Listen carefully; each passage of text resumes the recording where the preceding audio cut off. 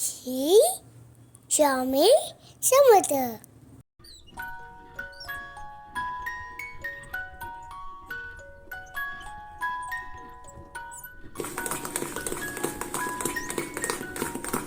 शुभ सकाळ मंडळी. गुढीपाडव्याच्या तुम्हा सर्वांना खूप खूप शुभेच्छा. इथे मी दह्यापासून बनवलेला चक्का घेतलेला आहे. पुरणाच्या जाळीवरती किंवा तुमच्याकडे जी कोणती जाळी असेल त्याच्यावरती ठेवून आपल्याला हे असं गाळून घ्यायचं आहे. त्यामुळे काय होतात की जे दह्यातल्या गुठळ्या आहेत त्या निघून जातात.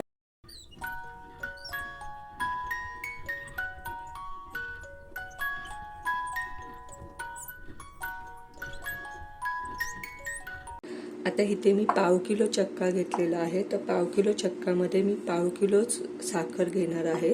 आपली जी घरातली जाड साखर असते चहाची, ती साखर पाव किलो प्रमाणात घ्यायची आणि मग त्याच्यानंतर ती मिक्सरला वाटायची. तर आता मी ह्यामध्ये ॲड करते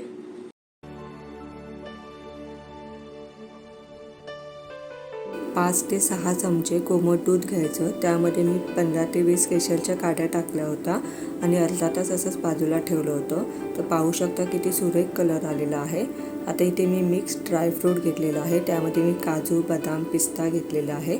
तर त्याचे काप टाकत आहे आणि पुन्हा एकदा व्यवस्थित मिक्स करून घेत आहे.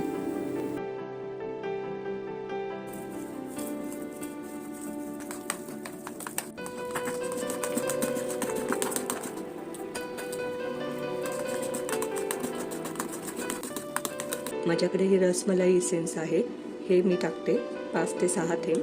इसेन्स ऑप्शनल आहे, तुमच्याकडे नसेल तर नाही टाकलं तरी चालेल. आपलं जे श्रीखंड आहे त्याला खूप छान फ्लेवर येतो. आणि दुसरी गोष्ट मेन म्हणजे जो दह्याचा आंबट वास एक येतो वेगळा, तो येत नाही. 3 ते 4 वेलची मी असेच जाडसर भरडसर कुटून घेतलेले आहेत, ते टाकूया. थोडंसं जायफळ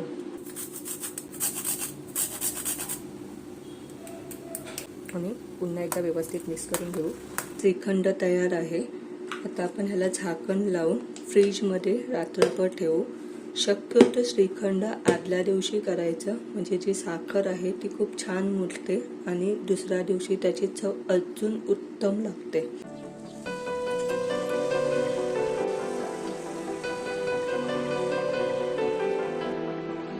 पुरी शक्यतो एकदाच पलटायची, नाहीतर ती सारखी सारखी पलटल्यामुळे तेलकट होते.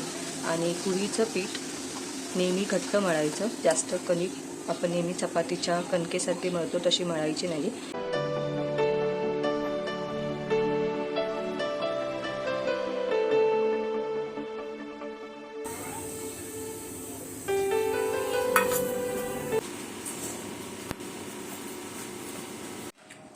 जेवणात आहे पुरी, श्रीखंड, कोशिंबीर, सांडगी मिरची, पापड, भरली वांगी, छोट्या मेथीची भाजी, कटाची आमटी आणि भात.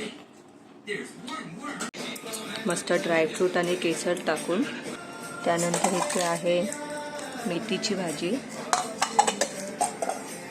वरण, भरली वांगी, कोशिंबीर, मस्त टम्म फुगलेल्या पुऱ्या, राईस.